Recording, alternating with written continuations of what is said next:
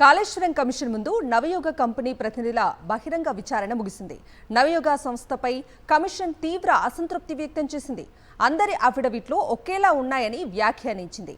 Navayoga director Ramesh అఫిడవిట్ను సంస్థ ప్రతినిధులు copy paste చేసినట్లు కమిషన్ గుర్తించింది.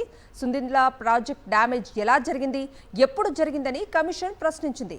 2022లో మేజర్ డ్యామేజ్ జరిగిందని కమిషన్కు వివరించారు నవయోగ డైరెక్టర్ రమేష్. డ్యామేజ్ జరిగిన తర్వాత ఎలాంటి చర్యలు తీసుకున్నారని కమిషన్ ప్రశ్నించింది. గ్రౌండింగ్తో పాటు అన్ని సమస్యలని వెంటనే పరిష్కరించామని వివరించారు నవయోగ రమేష్. డిజైన్ ఆధారంగా డ్యామేజ్ తరువాత మరమ్మతులు చేశామని వివరించారు. పనులు పూర్తయినట్లు సర్టిఫికెట్ ఇచ్చినప్పటికీ డ్యామేజ్ వల్ల బిల్లులు ఆపారని కమిషన్కు వివరించింది నవయుగ సంస్థ.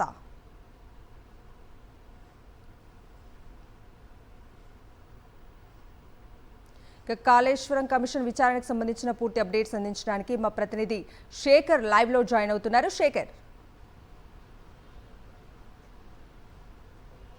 అయితే కాళేశ్వరం కమిషన్ దగ్గర నవయుగ నిర్మాణ సంస్థ ఇది సుందిల్లా ప్రాజెక్టు నిర్మించింది. కాళేశ్వరం ప్రాజెక్టులో 3 బ్యారేజీల్లో భాగంగా సుందిల్లా బ్యారేజ్ ఒకటి, నవయుగ సంస్థ ఈ సుందిల్లా బ్యారేజ్ నిర్మించింది. ఈరోజు కాళేశ్వరం కమిషన్ బహిరంగ విచారణకు 3 ప్రతినిధులు అటెండ్ అయ్యారు.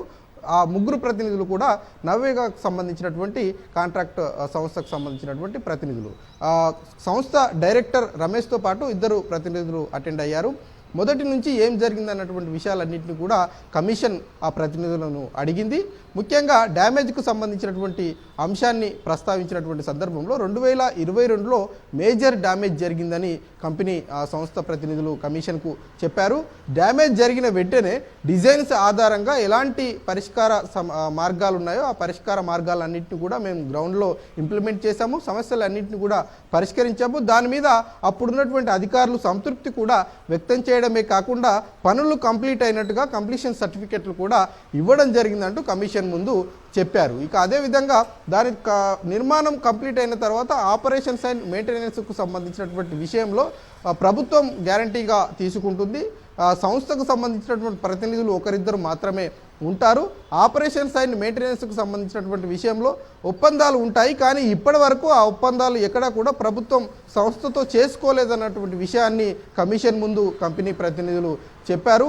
అదేవిధంగా డిజైన్కు సంబంధించినటువంటి విషయంలో కూడా మాకు ఎట్లాంటి సంబంధాలు లేవు, కేవలం నిర్మించడం మాత్రమే మా యొక్క బాధ్యత, డిజైన్స్ ఆధారంగా నిర్మించామన్నటువంటి విషయాన్ని చెప్పడం జరిగింది. ఇక కంపెనీ ఇచ్చినటువంటి అఫిడవిట్ల విషయంలో మాత్రం కమిషన్ తీవ్రమైనటువంటి అసంతృప్తి వ్యక్తం చేసింది. డైరెక్టర్ యొక్క అఫిడవిట్లను మిగతా సభ్యులు ఎవరైతే ఉన్నారో వాళ్ళంతా కాపీ పేస్ట్ చేశారు అన్నటువంటి వ్యాఖ్యలు కమిషన్ చేసింది.